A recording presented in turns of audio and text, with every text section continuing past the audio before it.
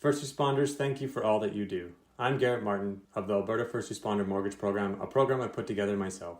After spending 8.5 years in law enforcement, I got my mortgage broker's license, and now I'm a proud sponsor of the Alberta First Responder Association and doing mortgages for first responders. No matter where you are in Canada, reach out. We're talking exclusive rate discounts, cashback offers, and guidance from someone who's been in your boots. I know the demands of the job, and I know how to make homeownership easier. Whether you're buying, renewing, or refinancing, I'll compare top lenders from across Canada to save you money. So visit GarrettMartinMortgages.com or text me at 403-915-1025 and let's get to work for you. Thank you for your service.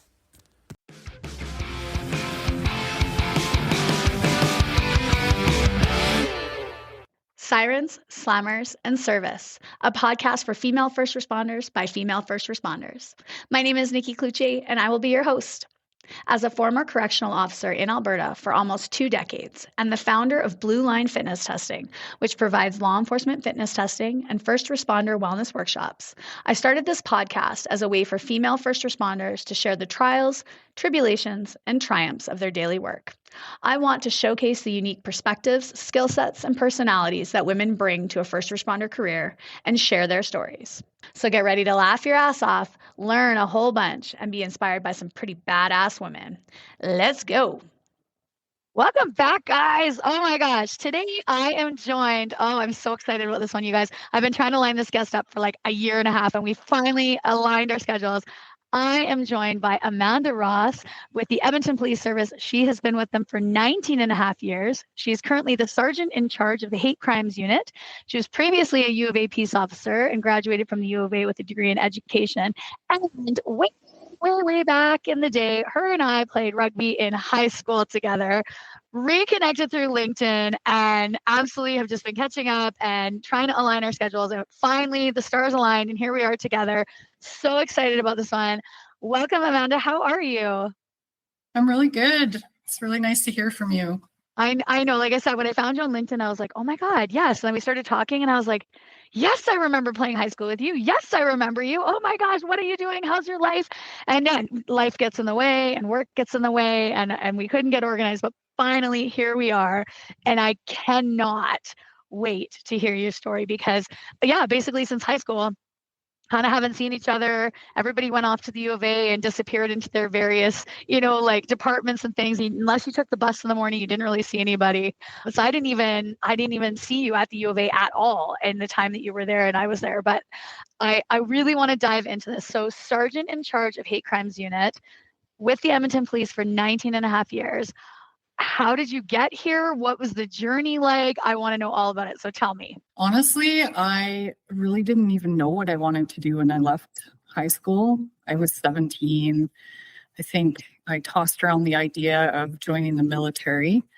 And as you know, you have to get parental consent to do that at the age of 17. So credit to my mom. She told me that if I wanted to do that, I was free to move out and make my own way.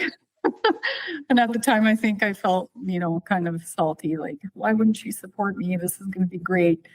And I also remember at that time her saying to me, like, you really think you want to join an authoritative career where you have to follow rules? You? And yeah, so I ended up getting into university. I joined the Faculty of Native Studies, and I happened to just be really interested in the topic. I'm Métis, and I thought it might be something that I could pursue. So I was in that program for a couple of years. And the longer I was in university, the more obviously you feel invested. And I ended up finishing a degree in education. But in the back of my head the whole time, I just kept thinking, this isn't the career for me. I don't want to be stuck inside of the 4 walls of the classroom. I felt like there was something bigger out there. And I think my 4-year degree turned into a 6-year degree because I wasn't really very mature when I went into my first year. So I did kind of like a 1-year hiatus, got a job, started paying the bills, working full time, and really kind of doing some soul searching of like, what am I going to do with my life? The dream of joining the military, it still stayed there for a long time. I really thought that would be cool because we could travel. I remember looking into, you can get your degree paid for by them. And fortunately, around that time, I ended up, my mom actually knew somebody who had a son on the job with the Edmonton Police Service, and he was a school resource officer.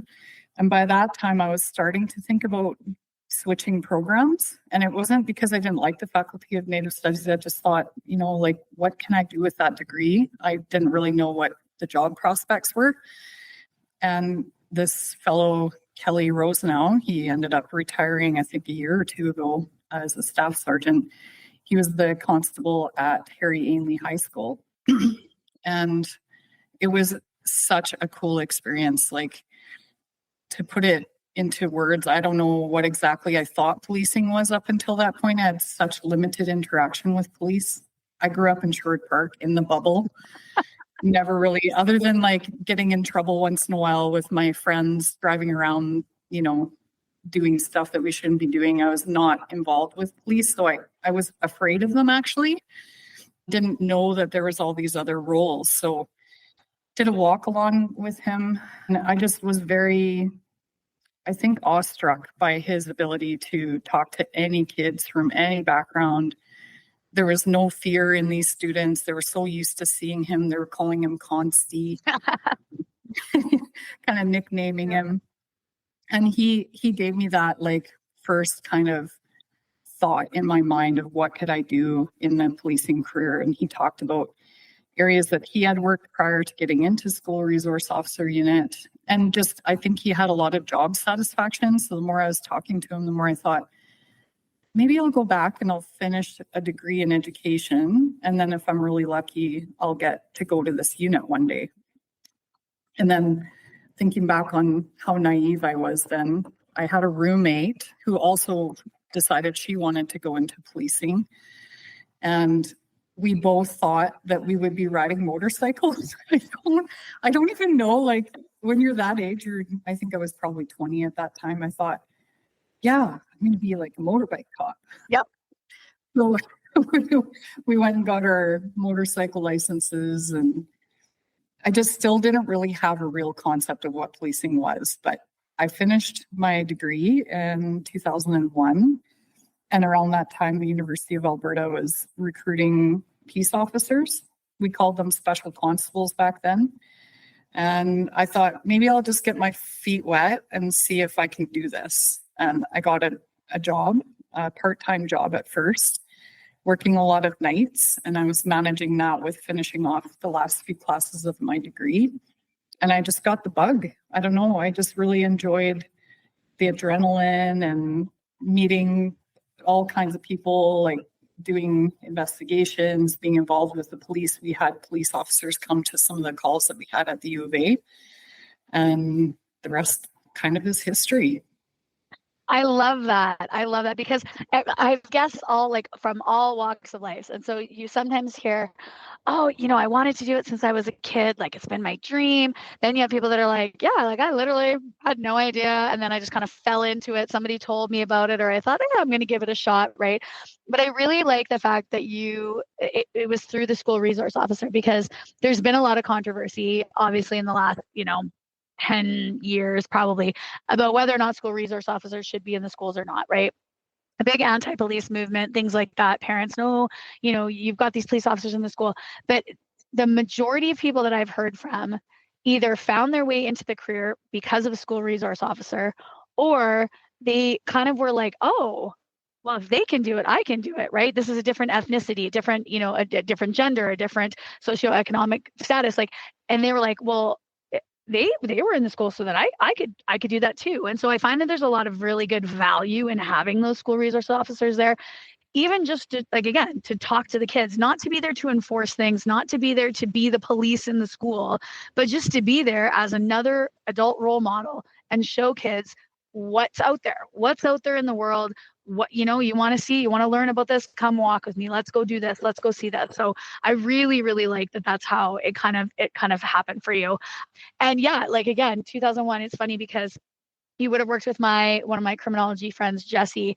So he and I graduated from criminology together, and he saw the posting and I didn't, and he applied, and then he was like, yeah, I'm working as a special constable at U of A. And he's like, what are you doing? And I was like, oh, I don't have a job yet. When I graduated from university, I don't have a job yet.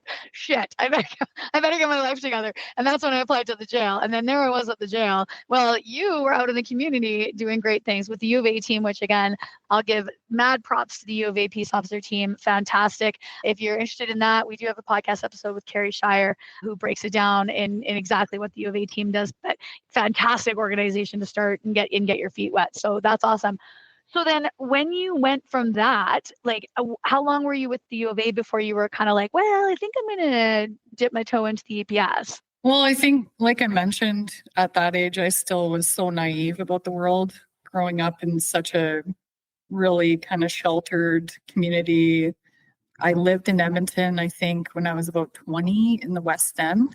Mm-hmm. And I was starting to kind of get a little taste of the real world. Mm-hmm. And then working at the U of A, yeah, like you're dealing with international students. You're dealing with, like, I don't remember what the quotes are for the numbers that they get, but it's in the tens of thousands of visitors every year. Mm-hmm. So it is almost like its own little city. Mm-hmm. And then you are responsible for quite a bit, like you're really actually dealing with people's, I guess, fates and making decisions about what to do if you're going to write them a ticket. Might seem really small for somebody at the age of 21 or 22, though. That was really big for me. I'd never been responsible for other people's, their futures. So it kind of gave me that just taste of what law enforcement was. Mm-hmm.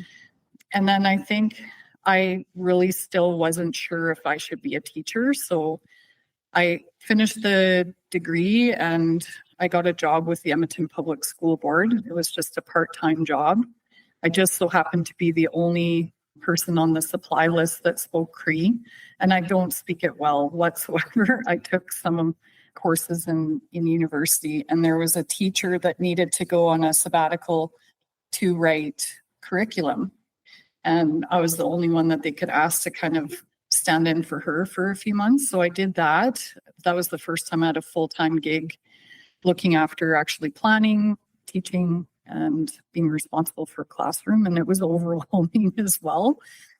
And I think I remember one or two of my students, either during my practicum or during that time, had said to me, we really like you. You're a nice teacher, but you're very strict.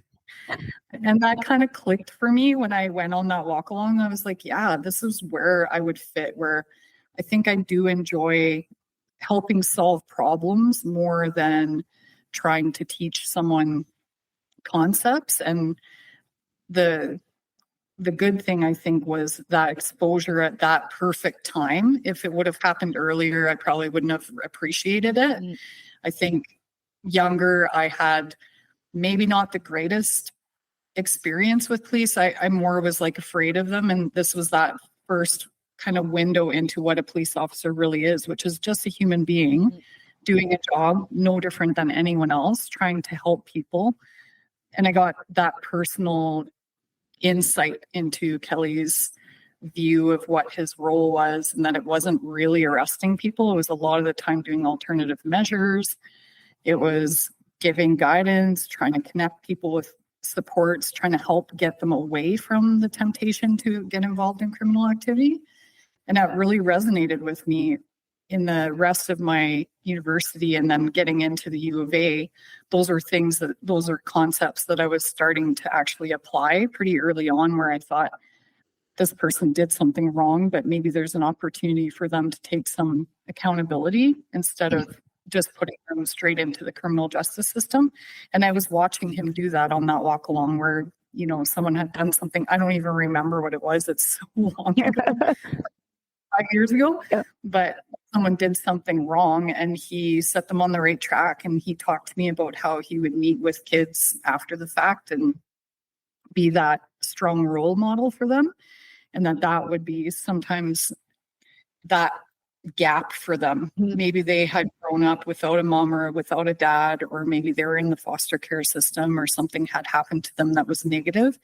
And he had that I guess, goal or opportunity where he wanted to make change, positive change for them, rather than be that authoritative hammer bringing down justice on them. Mm-hmm.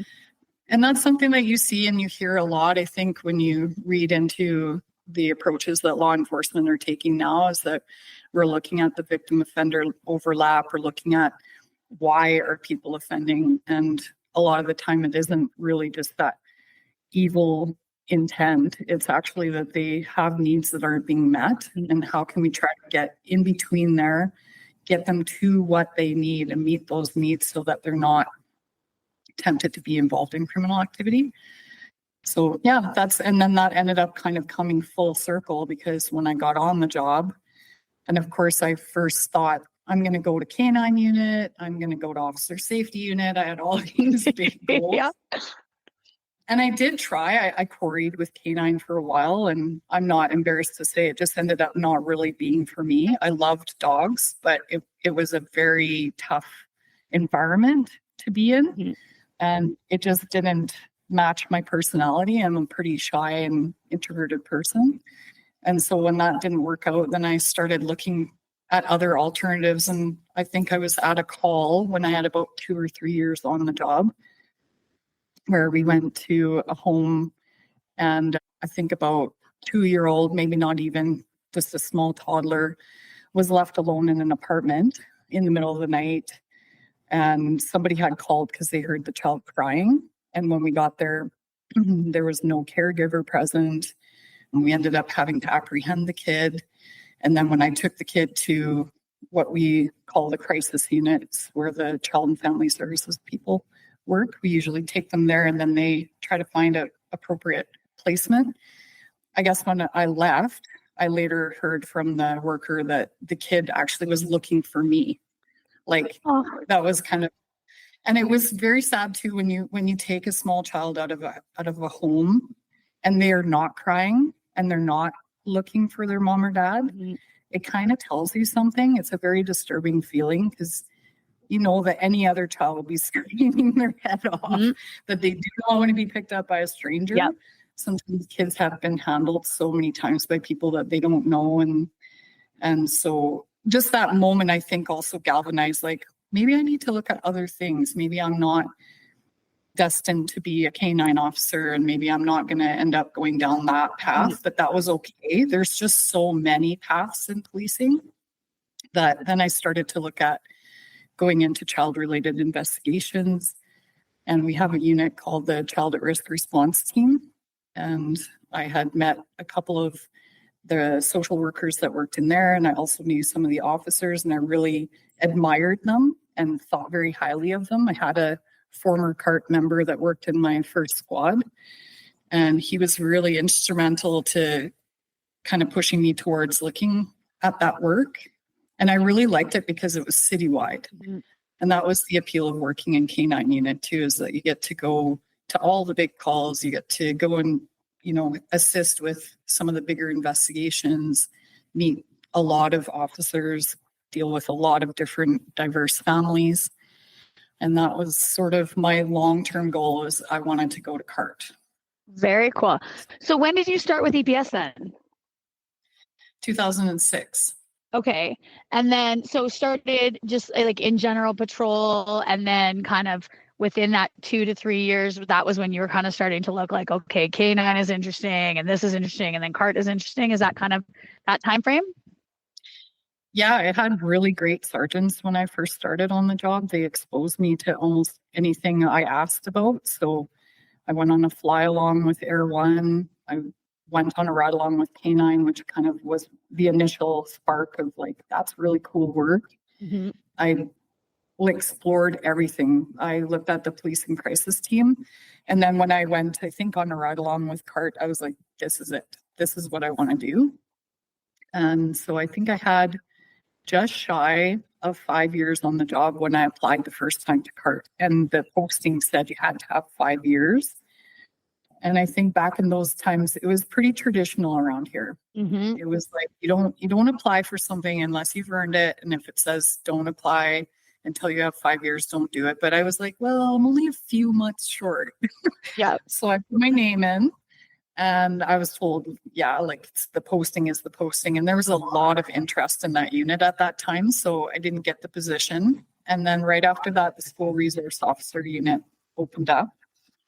And it was a close second. I remembered the walk along and thought, like, this is a really cool place to work as well.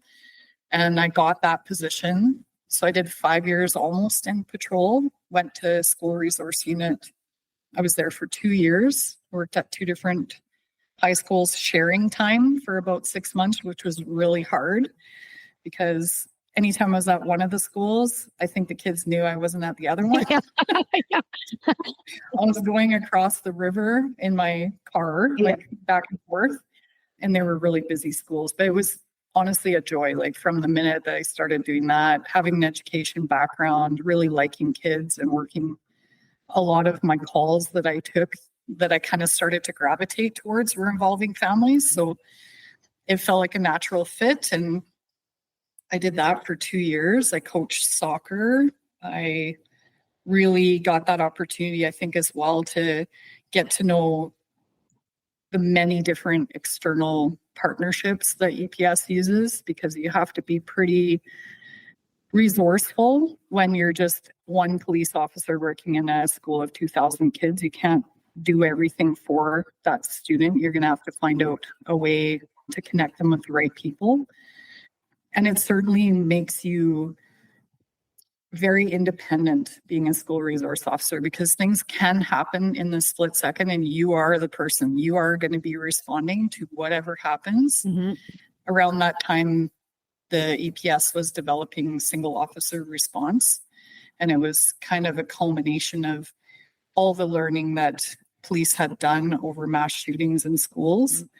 And just that time is of the essence. Like, we don't have time to wait to see if we can get other officers to respond to the school. So we did a lot of really interesting in-depth training to prepare for events like that. And that definitely kind of like matured me really quickly, because I had stepkids at that time too. So I was already like learning a lot about that, but then also to be responsible for a whole school and not really have a partner that you can just turn to and be like, what do you want to do here? Yeah. Sometimes I would have the luxury to say, give me a minute. I got to make a couple phone calls and then I'll let you know what the answer is. But sometimes you're in the middle of it and you're de-escalating. I had a really cool principal at that school who allowed me to bring my search and rescue dog. So I did search and rescue as a volunteer, and I had a trained canine that would do like human remains detection and search for missing people. And she was comfortable with me bringing him to the school, and having him in my office was amazing. His name was Blaze. He's kind of like a pretty special part of my life. And he would come to the school, the kids would come into my office and they would immediately go to him. Sometimes they didn't even want to talk to me. They just wanted to see the dog. Yeah. They're like, I want to come actually see the dog. But it kind of like makes me think about how we're integrating that into policing a lot more now. We're seeing how those service animals can really have such a calming effect on everyone. But yeah, I look back on that time. I only was a school resource officer for a couple of years. Sometimes I regret I didn't stay longer, but I was a little older when I got hired, and I was really trying to figure out how to get to the next step. And 2 years was really fun and really exciting, and lots of amazing connections. Like, unbelievably, when I later got promoted and became a patrol sergeant, a student that went to that school ended up being in my squad.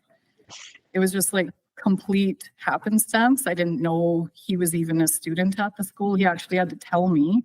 And I was like, oh, I don't remember you. But I literally never talked to him because he was not getting in trouble. He was not coming to my attention. Yeah. And I don't know how much I would have influenced him. And there's another female member that joined later on. I don't know how much actual influence I had, but the fact that I was there in their school and they could think about that in a positive way, I think is a good thing. Totally. The fact that students get that exposure and they see you as a real person and they know that you can help them. Mm-hmm. Yeah. Yeah. Yeah, I really like that. I think that, like you said, the school resource, it's such a special position. It is that person that can be the connection that youth needs. And I love how you're saying, you're learning about all of the stakeholders and all of the network around the Edmonton Police. So now you're knowing, like, okay, for food, we can go here. For clothing, we can go here. We need a safe place to stay. We can go here. We need addictions help. We can go here. We need mental health help. We can go here, right? Having that knowledge is huge when you're going out and you're dealing with the public. Because just being able to say, oh, actually, yeah, I know exactly where I can call the person right now, or I can call the agency right now. Let's get you sorted. That alone, to be able to make that call right there on the spot when you're in the middle of a call is awesome, because it's going to take away probably 90% of what that person's agitated and freaking out about if you can give that solution just because you know that information. I know for me, when I worked at the jail, the first year, you're like, you know what? 5 minutes and I'll have the answer for you. And the inmate's like, no, I want to know now. And I was like, well, I don't really know the answer right now. And I learned very quickly not to like fake it till you make it. Like, don't give a fake answer, because they all know the real answer. And it's usually no. And they know that I'm supposed to say no, but they're waiting for me to say no. But I'm like, I don't know if it's no or not, right? So, but I learned very quickly, don't fake it. But then once I learned, like, oh, like if they have a question about property, I'm going to call this person and only this person in the property, not this other person, because I know they don't know what they're doing.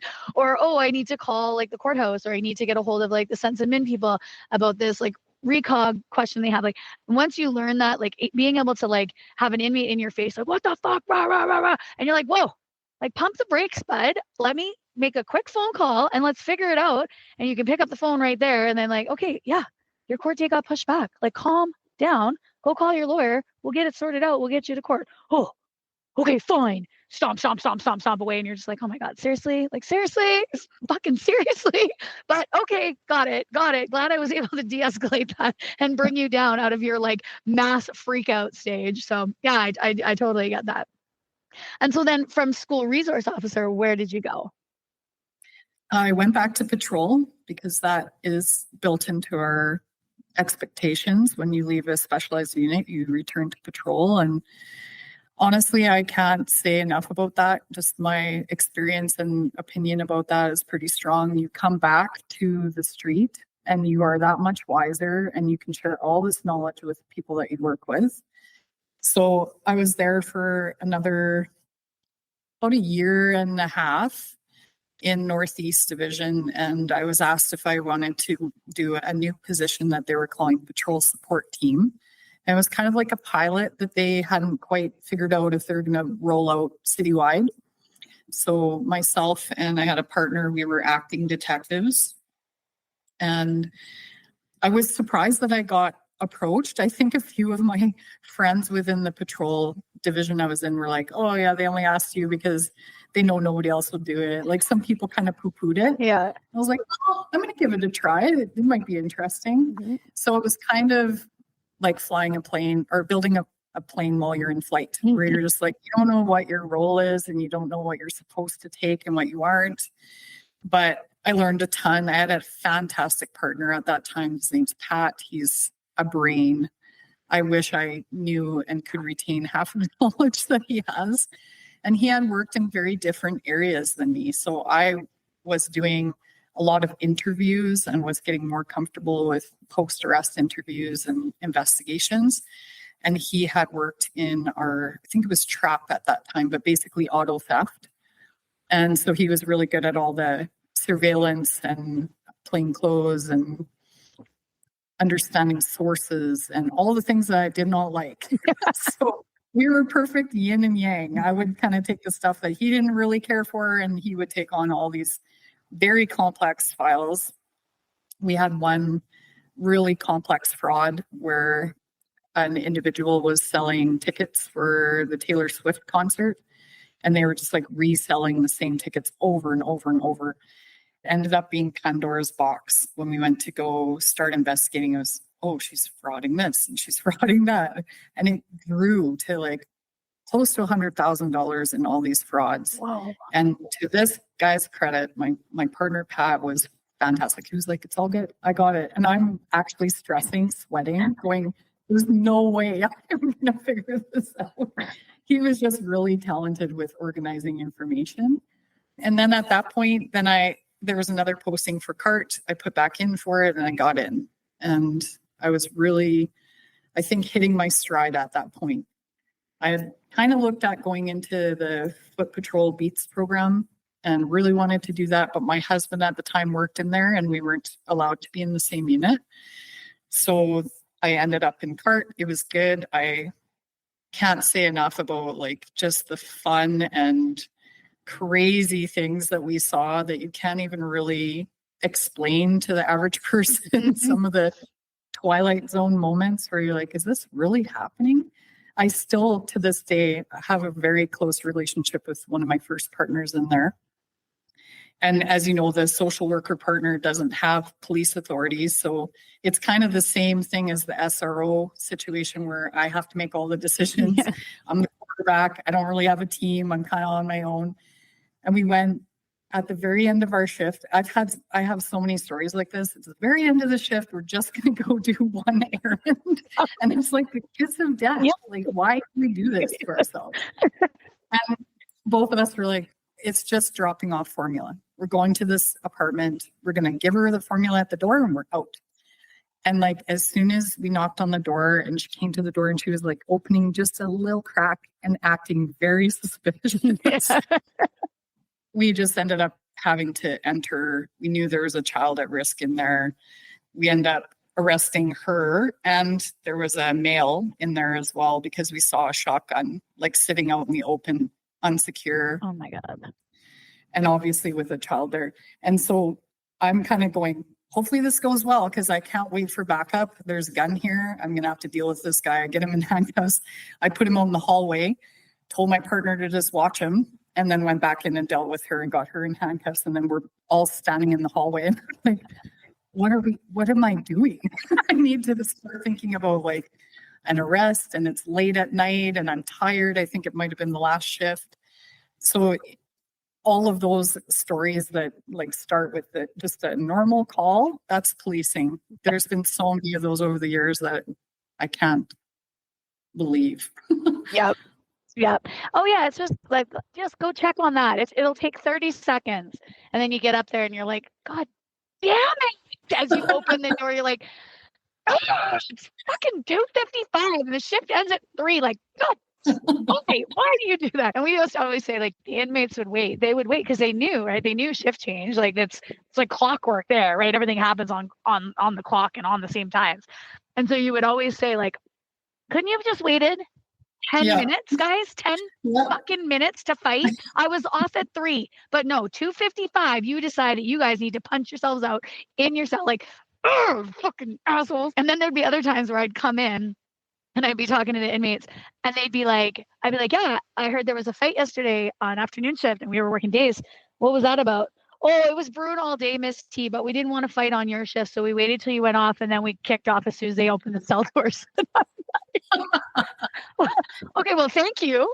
Thank you for not fighting on my shift. But also, how about we just not fight? How about we just like tell us that you got an issue with this guy on the unit and we'll figure it out instead of fighting and now we have to do all this fucking paperwork. Well, you know, that's not really how we think though, Miss T. I'm like, I know that, actually, well aware of that. So yeah, I totally get that. So within CART, so then what types of calls would you be like called out to, or like what would be like something that you would be asked to assist with? Well, pretty much anything where there's imminent risk to a child. So a lot of what we're doing is supporting other units. Sometimes it would be there's a search warrant, maybe it's a drug file. This was dating back quite a bit now. I was in there 7 years ago, but maybe Edge unit is doing a search warrant. They know there's going to be kids there. They would want us to be there to help obviously deal with the kids and figure out a safe place for them to go. Mm-hmm. And so sometimes you get a little bit of advance notice and you're fortunate to be prepared when you're going. And then other times it's actually in progress. So ones that I can think of, there's a really awful one probably around the same time, like 7-ish years ago, where 2 really young girls were kept in a basement, and they were actually confined to boxes, like cardboard boxes. Oh my God. And they hadn't been fed. They hadn't had anything to drink for a long period of time. They were in really bad shape and they were pretty badly abused. So we would go and assist patrol, or sometimes we would end up taking over the call. So you're kind of not really going to every single call in the city. You're going to the big ones. Mm-hmm. And we would support child protection, which would be the detectives. So if they had maybe a search warrant that they were doing, or if they knew there was going to be kids that needed to be apprehended, they might ask us to go there and assist with that.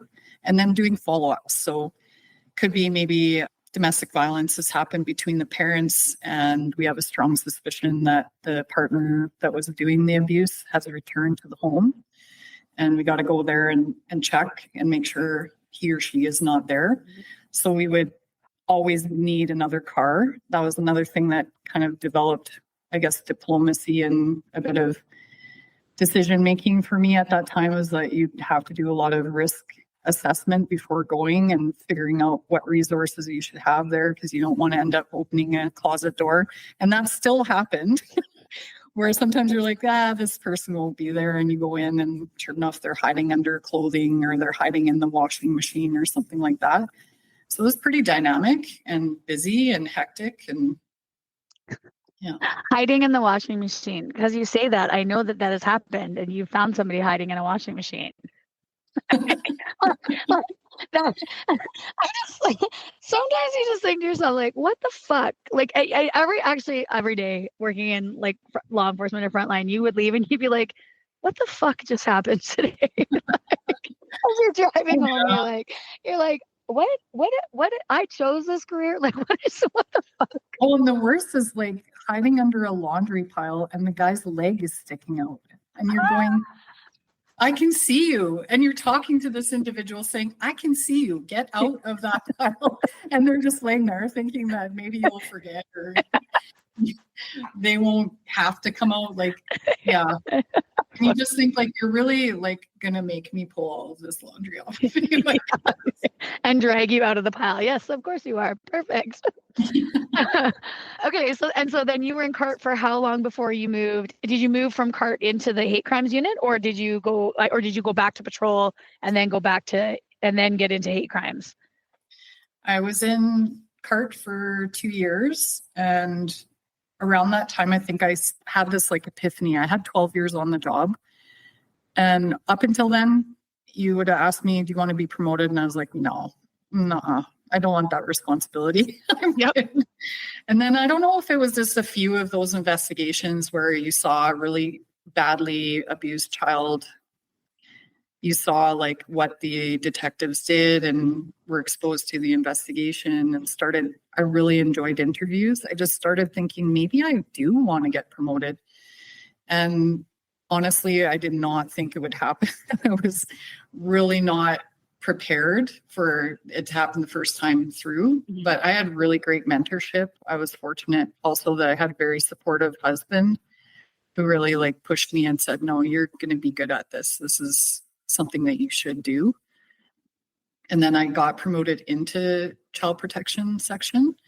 And I remember at the time being a little bit looking the gift horse in a mouth, kind of in the sense of like, do I really want to work here? I've already worked here. I'm kind of done with child-related investigations. But my bosses were like, you have all the training. You're good at this. We need to capitalize on that. And so at the time, I really wanted to go back to patrol. I really enjoyed uniform, and I really wanted to be around I just like being around the brand new recruits and seeing all these young people coming up through the ranks. But I did 2 years in child protection. I feel like that's a theme. I did 2 years here, 2 years. It almost sounds like you're skipping from one thing to the next, but some of these jobs actually do take a really big toll on you. Mm-hmm. And so all told, I was in Zebra Center for 4 years, and it was enough. By the time that I left there's a saturation point that a lot of people will talk about and it's not always the subject matter, but it usually is in child protection. It's pretty heavy stuff. Yeah. Even if you go in there with like the best of intentions, there's a point in time where it probably isn't healthy for you to keep being exposed to that. So I luckily was able to transfer back to the same unit that I had done the pilot project in. It was now called the Investigative Response Team, and doing general investigations, but within a patrol division. And we had a team of 5 people. I really got so lucky. I ended up back with my partner that I had early on in Northeast. He didn't come until later on, but it was like a really good team. And when you get good people, I think that's so much more important than actually the work you're doing. So I was exhausted. It was right at the beginning of COVID. And looking back now, I can say, I think a lot of frontline officers, frontline responders, first responders just had so much to deal with during COVID that I came in there already burnt out, but I was really given a soft landing. Like my boss at that time was very understanding. I had a lot of files. I think I had about 15 files that I had to finish. And you don't leave that behind, right? When you leave an area, you've got to keep your work and get it all tied up. So I finished all of that up. And then I was biding my time. I was in Southeast Division, and I was hoping that there would be an opening in patrol. And I had a female superintendent there that I deeply respected. She was actually one of my police training officers. And yeah, she kind of helped me get a spot in patrol, and right smack in the middle of COVID, right during all of the social distancing. And it was very chaotic.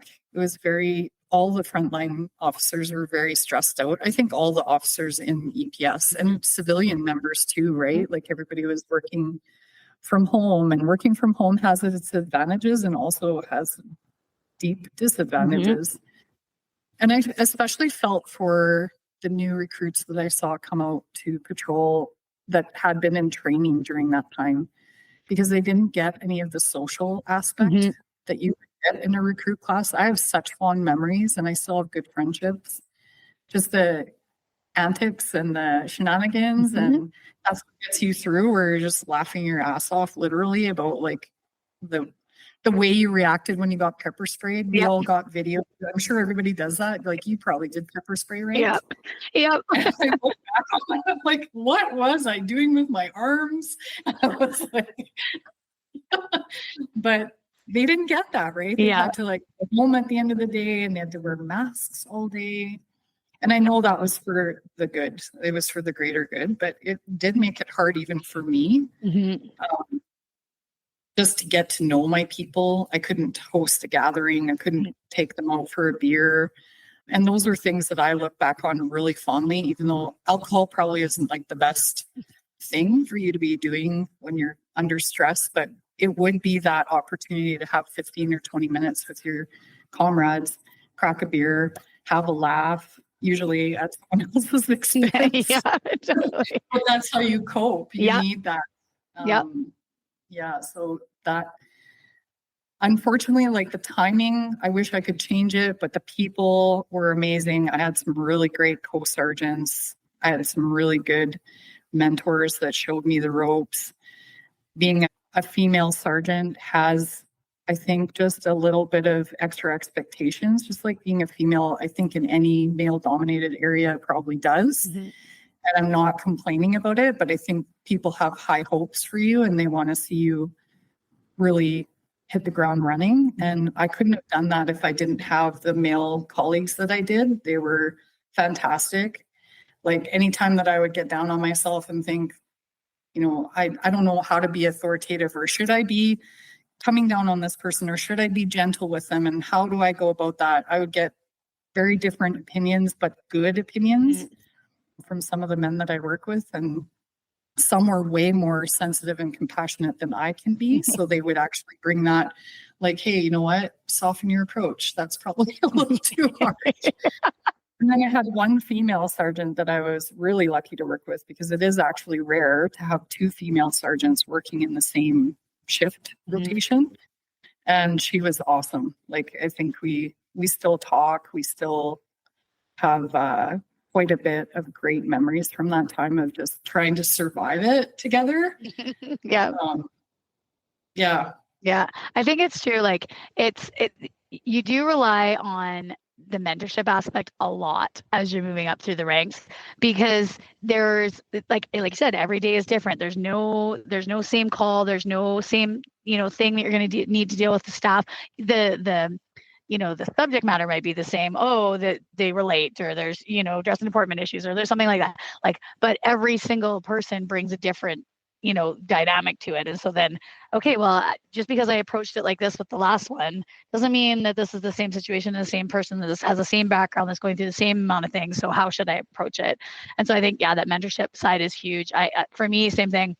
When I got promoted into the sergeant role, essentially, it was like, basically, here's your stripes and off you go and figure it out. And I just remember being like, what the fuck? What the fuck? So then I was like, I had, again, Andy Earl, if you ever listen to this podcast, Andy Earl, I love you, because he was an older guy. And I remember he came into my office and he shut the door, and I was like, oh fuck, I'm in trouble, right? And this is Andy. I mean, we were the same rank, but I just was like, he's like a dad, right? I was like, oh God. And he's like, okay, kid, we're going to have a conversation. And I was like, oh fuck, now I'm really in trouble. Oh my God, what did I do? And he was just like, okay, I'm going to give you some pointers on how to be a good CO3, and this is what you need to know. And he just laid it out, like, basically bullet point, like, here's 10 things. If you do these 10 things, you'll be fine. If you have any questions, come find me, come and ask me. Got it? And I was like, yes, sir. And then he was like, okay. And out he walked the door. And I just remember like sitting back in my chair and being like, thank you, Andy. Thank you. Because like I had no fucking clue, right? And like to this day, again, I mean, he's left, he's gone on and he's doing different things. But to this day, like the advice he gave me was bang on. Like it was exactly what I needed to be told at that time, and exactly, like what my staff needed from me. And so, yeah, like that mentorship, it's huge. It's a huge part of kind of learning and growing as a supervisor. And if you don't have it, or you don't have somebody that can kind of sometimes, again, have that conversation with you, that was a little harsh. Maybe we don't want to do it like that next time to kind of rein you in. Like, yeah, it's good. It's good. It is good to have that. So, okay, cool. And so then you did, patrol sergeant, and then now, so this is COVID. So this is what, 6 years ago-ish. And now we're with hate crimes. So how did that come about? Well, I think when you and I initially talked last year, I was just starting in the transit community safety team. Mm-hmm. So that was like really kind of like the little extra cherry on top of all the areas that I wanted to work at this rank. I always wanted to work as a beats officer. I didn't get the chance because of the relationship I had with my husband. And then this opportunity came to, basically it's LRT Beats. It used to be called LRT Beats, but we had to come up with a new acronym. And I wasn't in there for very long when I suddenly hit a wall. And I think it was like all the accumulation of everything where you realize that you've just been running on fumes. I was just overwhelmed, I think, with work, and my dad was very unwell, and I didn't know how to kind of balance things, and working shift work is terrible, right? And I will admit, I'll be the first to admit that I probably cast some judgment on other people, and I'd see people take like a day shift job. I'd be like, oh, they're going a day shift, yeah, they can't handle a lot of stress. But then when you're in it, you start to have some humility, right? Mm-hmm. And I knew I was, maybe not intentionally, but some of that stress was bubbling over, mm-hmm. and it was getting on to other people, right? Like my people at work that I supervise, I'm not really the type of person that has a temper, but I would definitely come into work just like feeling drained. And then I didn't have the capacity. My tank was empty. I'm going like, I don't know how I can dig deeper for people. Mm-hmm. That's when you have to actually step back and go, who am I hurting here? Like, not only am I hurting myself because I'm not able to manage all of this stress, but then I end up not being there for my people. And as a leader or a sergeant or whatever you want to call it, supervisor, manager, I have one guy always tell me like, whatever, you got to do what you got to do as a manager. Like, I take it personally that I want to be able to actually help people. So it was self-reflection. Got to find some sort of a job that gives a little bit more flexibility. And I applied to work in the investigative support branch where hate crimes is. I was in an organizational security spot for a short period of time, which I thought was where I was going to land. but I ended up working adjacent to hate crimes, and the people that were working in the same office space were so funny and so easy to be around. And it was a little bit like chemistry. Mm-hmm.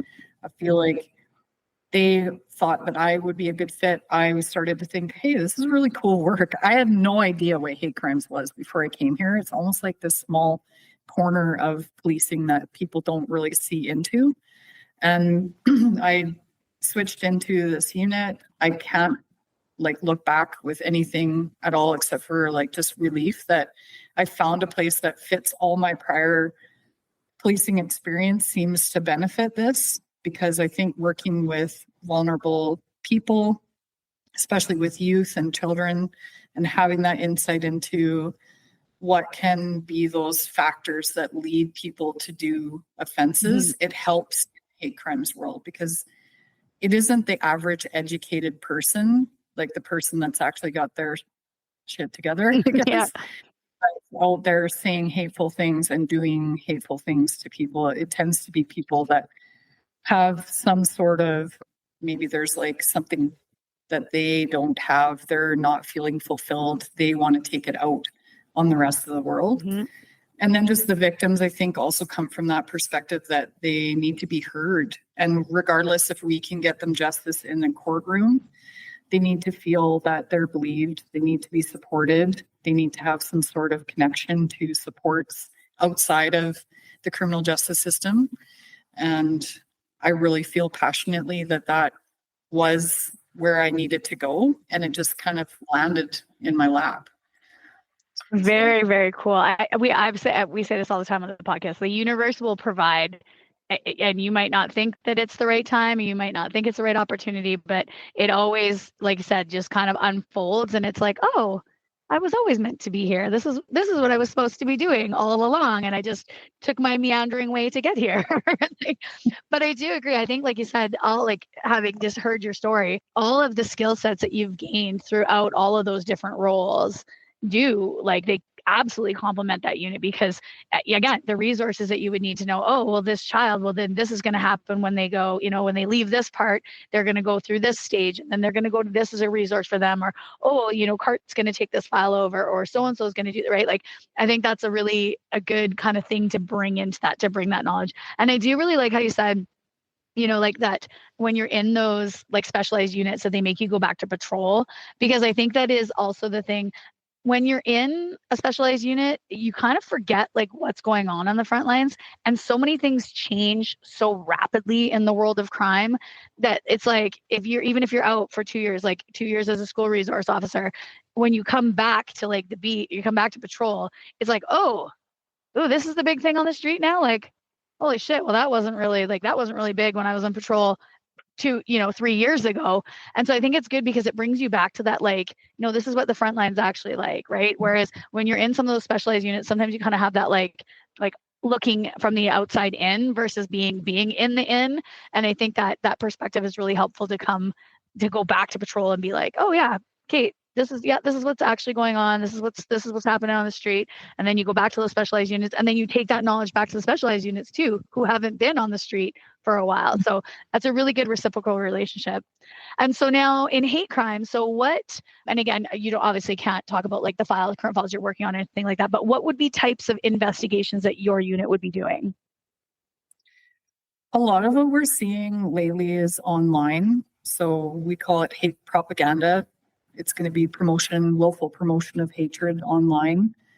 It does not help that south of the border, there's been a lot of just ill will towards the rest of the world, and a lack of appreciation for diversity and equity and inclusion, those ideals that I think that Canada does stand for. I think the more that I am immersed in this work, the more I realize that this really is actually upholding people's rights to be treated with respect, and trying to ensure that we keep that fabric of society intact. It's going to be an area that will always continue to grow right now, unfortunately.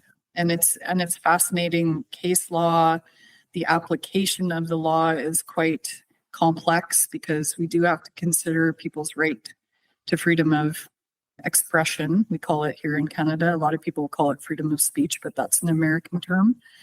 So you really have to actually immerse yourself in the lingo and be very connected to other agencies across Canada. We consult with our own legal advisors section. We work very closely with the Crown prosecution, which I did when I was in child protection. So you see again, like that theme of needing to work with partners, and that it's not just the police, it's also the community agencies. So we work with an agency called the Organization for Prevention of Violence. They're a non-governmental organization that basically has the mandate to assist not only the victims of hate crimes, but also to help rehabilitate in some way, shape, or form the people that are propagating hate. So they offer programming. Sometimes it's court mandated, but sometimes it's also, you know, the family of, it'll be typically a younger person is starting to get into online communities and these kind of vile conversations, and their family is worried about them. They'll try to refer them, and they'll offer psychosocial supports and try to get them off of that track and try to find out, like, why are they feeling this way about other people in the community, and maybe they can open their minds. That's ideally what I hope to do, is not only be able to address the needs of the victims, but be able to, you know, help open people's eyes to what the impact of what they're saying and doing has on community. I think that's huge, because having 3 daughters, all now in the social media era and like the cell phone era, and the, you know, like what's out there and how people can, like you said, propagate hate and hate speech and send messages and think that there's no consequences because they're hiding behind their keyboard or they're hiding behind their phone. And just even like, again, and girls are just the worst. They're the horrible to each other. And seeing some of the messages that come through, and I'm just like, give me that fucking phone right now. This little bitch is going to get a message from me. And then I'm like, nope, stop, can't do that. Okay, we're going to block this person and we're not going to talk to them. And clearly they're not your friend and we're not going to, right? But like, it is hard because it's very easy to type something up or text something up and fire it off into the world and think that there's not going to be consequences.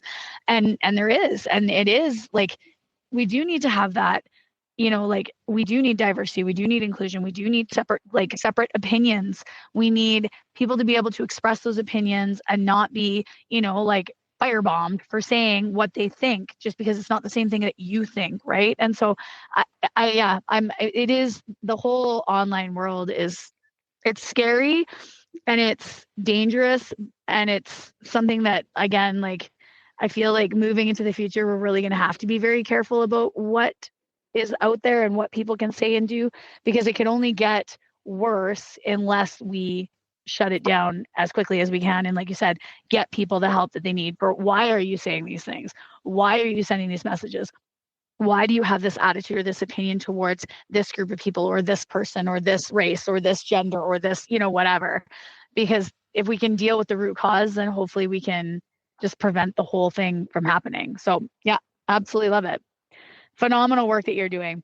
Okay, so I want to wrap up because I've taken up a ton of your time, and I know that you're just back from holidays and you are slammed. So I'm going to ask you some really quick rapid fire questions because I love these. They're so much fun. I think you're going to have really great answers for them. The number one question I always ask all of my guests is, what is your favorite food or snack while you're on shift? Oh my gosh, JBC's and a soda. What's JBC's? Junior Bacon Cheeseburger from Wendy's. That was so long ago, it feels like a distant memory. But yeah, anytime I was working late and you'd run out of food, right? You'd always try to pack a lunch. I'm not a person that buys lunches on purpose, but you get the late call. Yeah. JBC and a soda. JBC and a soda. I love that. That is awesome. It's totally true because Wendy's is open super late and it's fantastic. So yeah, love it. Okay. What would be a piece of advice that you would give to somebody that is looking to get into a career either as a first responder or in law enforcement or directly even with Edmonton Police? Honestly, listen to your heart. I think I've said that to a few different people throughout my career. people that are interested in law enforcement, and I've had ones that it wasn't for them. And they kept coming to me looking for an answer. And I kept saying, well, but what do you think? What are your reservations? What's holding you back? And sometimes there's other careers that are very adjacent to law enforcement. You can work as a civilian. You can work in corrections. You can work in as a peace officer. Like my stepson is a peace officer with the city of Edmonton, and I think he's got the best job, honestly. He doesn't ever have to work overnight. He works like better hours than we do. And there's so many opportunities out there for you that it will come to you. You got to listen to like kind of those things, those cues that I was like, oh, I really like working with kids and they like to work with me and they want to talk to me. That was the universe speaking to me. You got to pay attention. Yeah, I love that. That is a great piece of advice because it is true. And I had the same thing where I was just like, this is not the career for you, but I can't tell you that because you're going to take offense to that. But like, I can see it from a mile away. I can see you're unhappy. I can see you're not feeling fulfilled. I can see that, or that this work is getting to you much quicker than it gets to like a lot of other people. And you are taking this home and it's not something you can shut off. And like, so maybe there's something different for you. So yeah, I really like that, like listen to your heart, listen to what it's actually telling you, because that's the thing too, is the body will tell you way before the brain will tell you what's going on. The brain's going to be like, yeah, we're fine. We're fine. We're fine. Meanwhile, the body's like, no, we're breaking fucking down. We need a fucking break here. So, hey, when are you going to listen? Right. But okay. And then the last one I have for you is, if you had a chance to work anywhere else, like anywhere in all of the different spaces that you've had a chance to work, what's the one that you would probably go back to? You mean within policing or outside? Well, let's go anywhere. Let's go anywhere. That's a good question. Well, I can kind of answer that because I'm already on the path, but I went back to school and I didn't know how much I needed that until I took a couple of courses and started to get back into it and realized like there's going to be life beyond policing and I probably should start to prepare my heart for that. I love this job. Don't get me wrong. I would do this job as long as my body would let me do it. But I think there's other things out there for me. And it just, I think, has been that sitting down and really focusing on what's going to make me happy. So I'm going to try post-secondary teaching. I'm doing a master's in education. It's funny how it comes full circle. Like at first I was like, no, I don't want to do this. And I don't want to be in a classroom and stuck in there. But now that I'm old and I'm starting to get a lot of gray hair, I'm kind of realizing maybe this is the way I can give back, is to try to inspire the next generation. And I remember being that kid we talked about, like I wasn't mature. I wasn't ready. I was all over the map when I was first out of high school. I think I needed someone to help bring me down to earth and say, what skills do you have? Let's start with that. Because it was like throwing darts at a barn, right? I was just like, I don't know, let's try this and let's try that. And I wish I would have had a little bit more a guide at that time. And I think there's such a role for a retired police officer moving into any career, or retired first responder giving back so that you aren't disconnected completely when you leave. So that's my goal, is to stick around as long as my body will let me do this job. I will stay, and then hopefully be able to teach a course here and there and meet some of these new people coming up through the ranks and hear and see things through their eyes. Because as you get old on this job and you forget those things. This morning was such a great example. I'll tell you, I'm coming in the back door of police headquarters, and there's these two young people. I'm looking at them going, my God, they're in their early 20s. Like, I'm just this old lady, and they have to hold the door for me. In the meantime, the guy has a backpack. He has a duty bag, which is the one that hang on one shoulder. He's got an ASD for doing impaired driving stuff. He's got, I think, a carbine. His female officer has like all the same gear with her too. And I'm like, oh my gosh, you guys carry so much stuff these days. It does actually dawn on me just how much we evolve over time. It's only been 19 years since I joined, and all the equipment's changed. The vehicles have changed. I'm a dinosaur. Like as I'm walking in, I'm like, but that's okay. I'm cool with it. I'm ready to be the dinosaur that can pass a little bit of wisdom on. So yeah, I don't know if it's going back to teaching because this is a different type of teaching. That's why I went back to school because I didn't want to mess it up. Because I think, teaching elementary school is vastly different than teaching adults. And I'm so glad I went back because it really did actually improve my insight into how I could really reach an adult student, especially now in the digital age. Everything's changing, man. I can hardly keep up. Oh, I know. Well, because my oldest is 16 and she was in grade 10 last year, and we went to if you are interested in going to university, you should come to this in grade 10. So you know what you need to do. And it was like talking about like the online platform, and you got to have an account on the online platform to even now like put your application into the U of A, and then all of your transcripts go through this online platform, and you have to do this. And meanwhile, I was sitting there and I was like, oh no, I had to like get them, mail them. Like, I had to have multiple copies. I had to pay for all these multiple copies and mail them out to all these universities. And then like on registration day, like when you have to actually pick your courses, I was like, oh no, we stood in the Butterdome with like the catalog and all the classes that we wanted highlighted. Remember that. And then you got to the front, and by the time you got to the front, they were like, actually, no, all of those classes are full. So what schedule, what would you like to do now? And you're like, you mean like option A, B, C, and D are all gone? Yeah. Okay. Oh, well, let me just quickly make up a schedule really fast after standing in line for like fucking 8 hours. And nowadays they just like click. They like have to be online right at 7 a.m. on registration day, and like click. Oh, there you go. Your schedule is done. I'm like, we were in line in the Butterdome for like 8 hours. You wasted a whole day standing in a line. Near to the friend so that you could go pee, so you didn't lose your spot in line. So your friend had to come and stand with you, and then you could trade off or go get food or get water. 100%. Yeah. Totally. No. Well, I do love that because I do think that there is a lot of value that dinosaurs, I love that you say that dinosaurs can bring, though, because again, we have seen it all, and we have, I won't say seen it all and done it all, but we've seen a lot and we've done a lot. And so to give those, again, like real life examples when you're teaching these, criminology students coming up or police studies students that are coming up, of like, this is what you're going to learn about in school.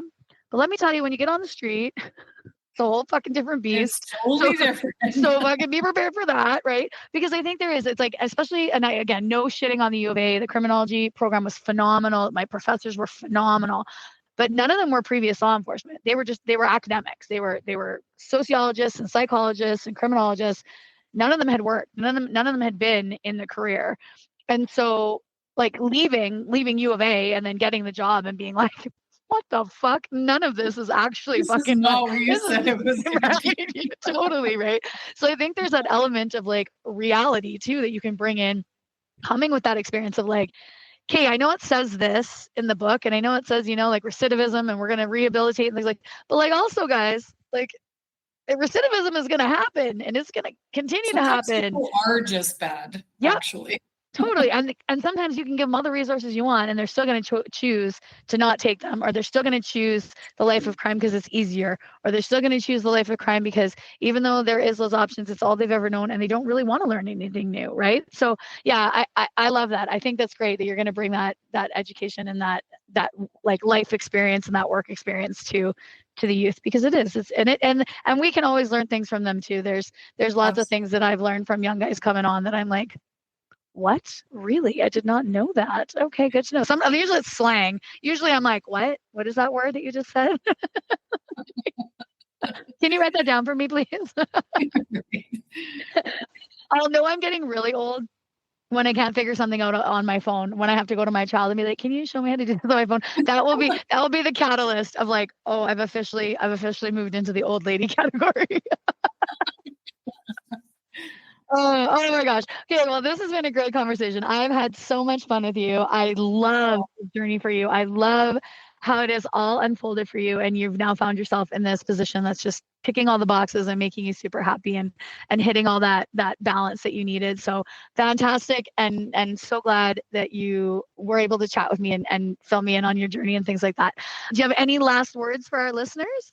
The only thing I can say is just like, don't forget how quickly time will pass on you. Like, don't get stuck on the small stuff. You're going to make mistakes. You're going to want to like beat yourself up for it, but like, don't do that. Actually, like, we're all human. We all have this, I think, humanity in common. Like, if we can get through this job, we got to look after each other. We've got to be kind to ourselves and be kind to others, because it's a really hard job to do, any first line or frontline job. Yeah. Love that. Absolutely love that. All right, my friends, my listeners, if you loved this episode, if you found this to be amazing and you learned a ton, I want you to right now text your best friend, text your colleague, text your coworker, text your friend, let them know that you listened to this episode, let them know where they can find it on Apple and Spotify and all the other podcast platforms. Share it far and wide, because everybody needs to know what Amanda has talked about, and we need this podcast to grow. So listeners, that's your homework. Get out there, get that done. Amanda, thank you so much for being on the show. I greatly appreciate it. Thank you.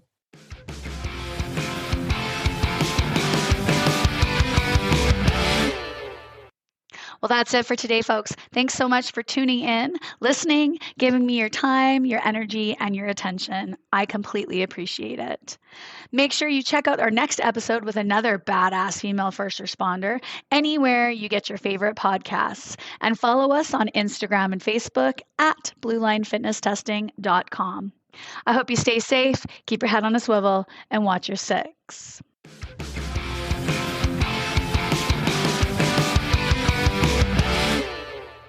Blue Line Fitness Testing is a premier law enforcement fitness testing and training center based in Edmonton. Specializing in helping individuals prepare for the physical demands of a career in law enforcement, we offer comprehensive fitness evaluations, specialized training programs, and classes tailored to meet the unique needs of our clients. Our facility hosts a range of classes and are committed to fostering a supportive and empowering environment where clients can achieve their fitness goals. Our team includes experienced trainers who bring specialized expertise in law enforcement, self-defense, personal training, and rehabilitation. We engage through our community through challenges, events, and our podcast, and we are dedicated to helping individuals succeed in their fitness journeys and career aspirations in law enforcement. Are you looking to get started with your career? Come see Blue Line Fitness Testing, and we'll get you there.